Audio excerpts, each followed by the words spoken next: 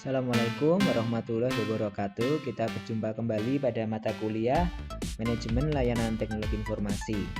Baik, sebagai pengingat bahwa tahapan dalam ITAL atau Information Technology Infrastructure Library terdiri dari 5 tahapan, yakni perencanaan jangka panjang atau service strategi, kemudian tahapan perancangan atau service design, kemudian tahapan pembangunan atau service transition, kemudian tahapan operasional atau service operation, yang terakhir tahapan peningkatan berkelanjutan atau IT continual service improvement.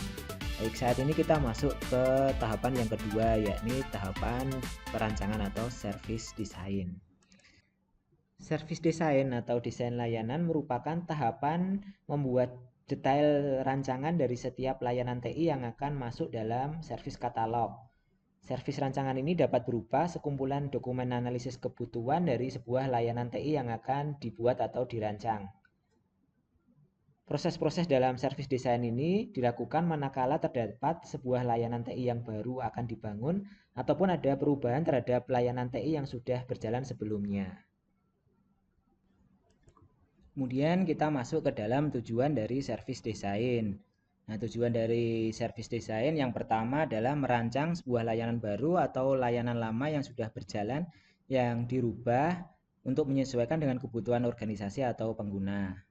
Kemudian menganalisis dan memastikan layanan baru tersebut dengan mempertimbangkan faktor-faktor. Yang pertama, kebutuhan atau resource dari capabilities dari sebuah layanan yang dimiliki pengguna dan penyedia layanan. Nah, di sini kebutuhan teknologi apa yang perlu diadakan untuk mendukung serta mengoptimalisasi proses-proses dari sebuah layanan TI yang baru. Kemudian arsitektur teknologi yang cocok dengan layanan. Arsitektur harus kompatibel dengan arsitektur yang sudah ada. Jadi sistem yang baru harus dapat menjembatani dari sistem yang sudah berjalan sebelumnya. Kemudian adanya supporting service dari sebuah layanan teknologi informasi. Jadi tersediaannya perangkat pendukung dalam pelayanan dalam IT tool maupun IT management. Kemudian processing yang tepat untuk mendukung layanan. Proses untuk merancang, terus kemudian melakukan transisi, serta mengimplementasikan atau mengoperasikan harus tepat. Yang terakhir adalah tersedianya sistem monitoring untuk mengevaluasi, memonitoring dari sebuah unjuk kerja dari layanan. Nah, terdapat ukuran-ukuran untuk memonitoring serta mengevaluasi unjuk kerja dari sebuah layanan yang dapat berbentuk dalam sebuah indikator ketercapaian. Kesuksesan dari service design ini tergantung dari seberapa siap sebuah organisasi dalam menganalisis, menyiapkan, merencanakan, serta memanfaatkan komponen 4P ini secara efektif dan efisien. 4P adalah proses, people, product, serta partner. Nah, kita mulai yang pertama. P yang pertama, people. Nah, people memastikan kesiapan sumber daya manusia internal perusahaan, yakni di sini staf perusahaan atau organisasi, serta eksternal perusahaan, yakni pelanggan. Nah, memastikan apakah struktur organisasi telah mendukung dari manajemen layanan. Kemudian terdapat staf-staf internal organisasi yang kompeten di posisi serta tanggung jawabnya masing-masing. Kebutuhan peralatannya apakah sudah terpenuhi? Apakah perlu pelatihan untuk meminimalisir kemampuan dari staf terhadap layanan yang akan diberikan kepada pelanggan? Kemudian, apakah pelanggannya telah diidentifikasi? Dan apakah target pelanggan telah mengetahui dari layanan TI yang akan kita berikan tersebut? Nah, itu P yang pertama, people. Kemudian P yang kedua yakni proses. Di sini memastikan apakah segala proses atau aktivitas sudah dirancang benar-benar sesuai dengan kebutuhan serta telah terdokumentasi. Kemudian P selanjutnya yakni produk. Nah, memastikan organisasi akan mengimplementasikan proses-proses yang efektif efisien, tentunya membutuhkan tool atau peralatan.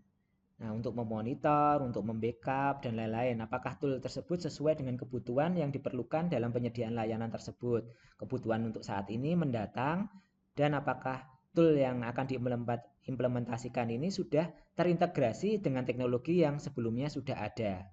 Nah, ini juga penting. Jadi, apakah juga support dengan teknologi yang sudah diimplementasi dengan sebelumnya. Dan kita pikirkan teknologi yang akan datang. Kemudian P yang terakhir yakni partner, yakni memastikan komponen-komponen dalam sistem layanan TI yang dibutuhkan tersedia oleh supplier. Nah, di sini supplier memiliki kompetensi layanan yang tepat dalam memenuhi kebutuhan layanan TI dari sebuah organisasi, mengkomunikasikan dan memastikan kebutuhan layanan TI benar-benar dimengerti dan dipenuhi oleh supplier, sehingga peralatan-peralatan yang dibutuhkan atau jasa-jasa yang diperlukan dalam penyediaan layanan teknologi informasi itu dapat berjalan secara optimal dan baik gitu. Jadi jika diibaratkan service design ini seperti halnya safeguard, jadi penjaga keselamatan dari sebuah layanan teknologi informasi yang bertugas memastikan dari janji atau layanan yang diberikan dari penyedia layanan kepada pengguna itu benar-benar dapat diwujudkan. Nah, di sini benar dapat diwujudkan yakni mempunyai arti benar sesuai dengan kebutuhan penggunanya, tidak melebihi kemampuan dari penyedia layanan itu sendiri serta kemampuan dari pengguna. Kemudian kualitas layanan benar-benar dapat dijaga sesuai dengan apa yang telah dijanjikan serta mengelola harapan dari pengguna. Kemudian kita masuk ke dalam SLM atau Service Level Management. Di sini proses yang memastikan bahwa layanan TI yang sedang berjalan atau yang telah disetujui untuk dibangun atau diterapkan telah memenuhi target layanan TI yang telah disepakati sebelumnya. Nah, proses dalam SLM ini tentunya dimulai dari SLR atau Service Level Requirement, yakni pernyataan kebutuhan atau permintaan pelanggan tentang sebuah layanan teknologi informasi yang baru. Kemudian proses menegosiasikan serta menghasilkan dokumen dalam Service Level Agreement dengan pelanggan. Selanjutnya memastikan semua kegiatan operasional yang tercantum dalam OLA atau Operational Level Agreement. Yang terakhir yakni dengan supplier atau underpinning kontrak mampu mendukung pencapaian dari SLA dari sebuah organisasi. Nah, di sini tentunya SLA di sini diharapkan dapat memonitor dan melaporkan capaian-capaian kualitas dari sebuah layanan TI yang sudah berjalan. Aktivitas-aktivitas dalam proses service level management tentunya terkait dengan proses business relationship management, yakni proses untuk membangun dan menjaga hubungan antara penyedia layanan dengan pelanggan. Dalam SLM nanti terdiri dari beberapa tahapan, yakni proses dalam SLR, SLA, kemudian OLA, dan UC. Nah, proses-proses ini akan dijabarkan sebagai berikut. Nah, yang pertama kita mengenal service level requirement, yakni sebuah pernyataan kebutuhan atau permintaan pelanggan tentang layanan TI yang harus dipenuhi oleh penyedia layanan yang harus didokumentasikan dahulu sebelum service level agreement disetujui.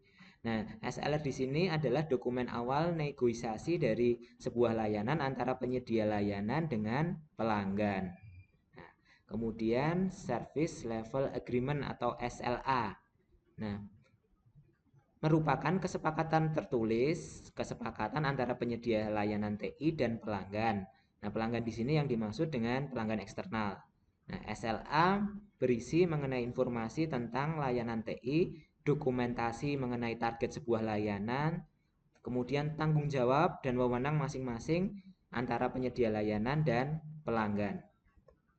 Nah, SLA ini biasanya dinyatakan secara kuantitatif dalam bentuk persentase. Biasanya kalau di internet, persentase penyambungan internetnya, layanan internetnya sebesar 99,9%. Contohnya seperti itu. Nah, SLA ini juga biasanya berisi kesepakatan mengenai kualitas sebuah layanan dari penyedia layanan kepada pengguna. SLA, Service Level Agreement. Kemudian OLA, Operational Level Agreement.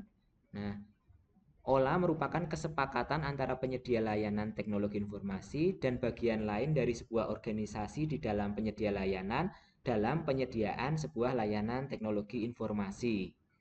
Nah, contoh OLA di sini yakni kesepakatan kinerja antara departemen internal di sebuah organisasi penyedia internet untuk berkomitmen mendukung dan memulihkan setiap server dari penyediaan layanan internet yang sedang mengalami kendala atau sedang ada kerusakan dalam waktu kurang dari 24 jam. Nah, ini kesepakatan antara departemen dalam sebuah organisasi. Nah, bisa antara service desk, divisi jaringan, divisi aplikasi, divisi hardware dalam sebuah organisasi penyedia layanan teknologi informasi. Kemudian yang terakhir yakni underpinning kontrak atau UC, merupakan kontrak tertulis antara penyedia layanan teknologi informasi dengan pihak ketiga. Di sini merupakan supplier atau pemasok. Pemasok merupakan pihak yang menyediakan barang atau jasa untuk mendukung penyediaan layanan TI kepada pelanggan. Jadi UC atau underpinning kontrak mendefinisikan target serta tanggung jawab pemasok untuk memenuhi target dari tingkat layanan yang telah disetujui penyedia layanan dalam SLA gitu. Terkait dengan SLA yang merupakan kesepakatan antara penyedia layanan dengan pelanggan ataupun merupakan tanggung jawab masing-masing antara penyedia layanan dan pelanggan, SLA di sini dapat kita bagi lagi menjadi beberapa bagian, yakni SLA berbasis layanan atau service based SLA, kemudian SLA berbasis pelanggan atau customer based SLA, serta SLA berdasarkan tingkat kesepakatan atau multi level SLA. Nah, kita coba untuk membahas satu persatu, yakni yang pertama SLA berbasis layanan, yakni SLA ini merupakan sebuah SLA untuk sebuah layanan yang berlaku untuk seluruh kelompok pelanggan. Jadi merupakan komitmen apa yang penyedia layanan janjikan untuk seluruh atau semua pelanggan dalam sebuah layanan teknologi informasi. Contohnya, nah ini sebuah penyedia layanan internet membuat SLA berlaku untuk pelanggannya sebagai berikut. Nah ini contohnya layanan perbaikan internet dalam sebuah janji dari penyedia layanan berlaku perbaikannya maksimal 1 hari. Kemudian semisal lagi layanan email perbaikannya maksimal 2 hari. Nah, kemudian service desk jadi layanan service desk layanan pelanggan berlaku selama jam kerja. Ya, ini merupakan sebuah SLA yang satu paket yang berlaku untuk seluruh kelompok pelanggan. Jadi penyediaan SLA yang berlaku untuk seluruh pelanggan. Kemudian SLA berbasis pelanggan, yakni sebuah SLA untuk satu kelompok pelanggan yang berlaku untuk semua jenis layanan yang digunakan. Nah, ini contohnya lagi, sebuah penyedia dari layanan internet akan membuat sebuah SLA. Nah, dikelompokkan di sini. Pelanggan X memperoleh layanan internet atau email atau halaman website dengan lama perbaikan jika ada kendala maksimal 6 jam.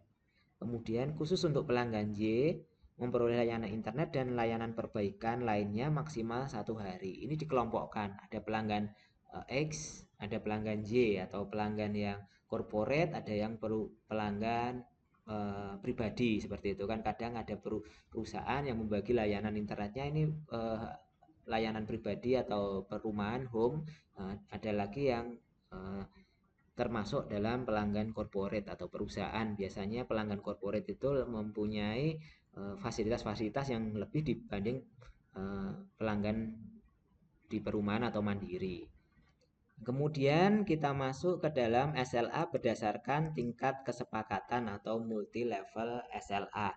Di sini terdapat menjadi 3 bagian, yakni berdasarkan tingkat perusahaan atau corporate level, kemudian tingkat pelanggan atau customer level, yang terakhir berdasarkan tingkat layanan atau service level.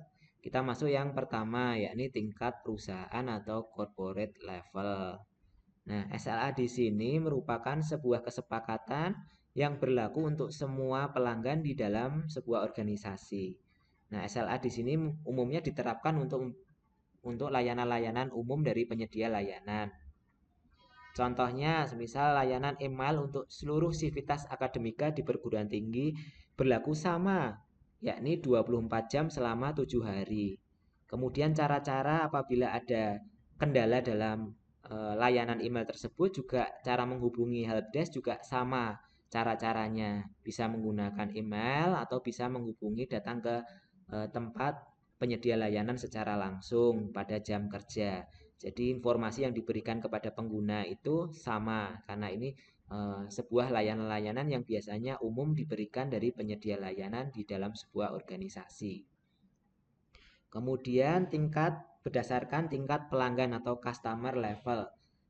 Nah, di sini SLA merupakan kesepakatan terkait dengan masalah-masalah yang relevan dengan kelompok pelanggan tertentu atau unit-unit tertentu. Contohnya, suatu pengelola unit memperoleh layanan internet, email, website, dan lain-lain. Nah, kompleks. Sementara untuk staf unit hanya layanan internet saja. Nah, ini jenis tipe SLA ini dikelompokkan sesuai dengan relevansi kebutuhan unitnya.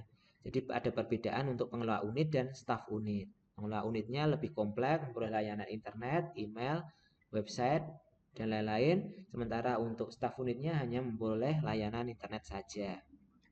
Yang terakhir, SLA untuk tingkat layanan atau service level.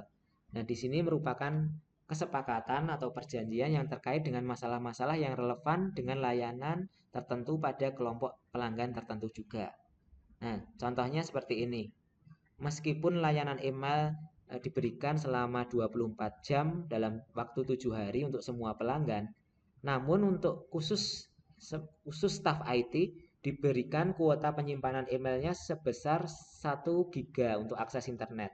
Sementara untuk pelanggan yang lain hanya diberikan sebesar 500 MB untuk kapasitas penyimpanan emailnya. Nah, itu jadi pembagian tentang kesepakatan yang diberikan dari penyedia layanan kepada pengguna terkait dengan masalah-masalah yang relevan dalam layanan tertentu.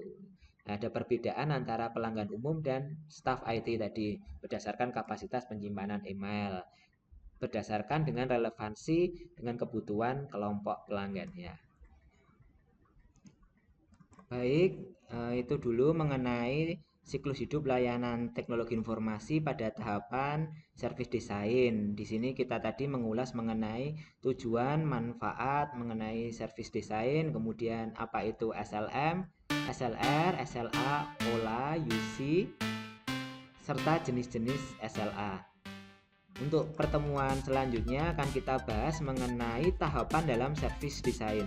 Tahapannya nanti meliputi service catalog management, service level management, supplier management, availability management, capacity management, IT service continuity management, information security management, serta design coordination. Teman-teman tetap semangat belajar, tetap menjaga kesehatan. Selamat berjumpa kembali dalam mata kuliah manajemen teknologi informasi mendatang. Assalamualaikum warahmatullahi wabarakatuh.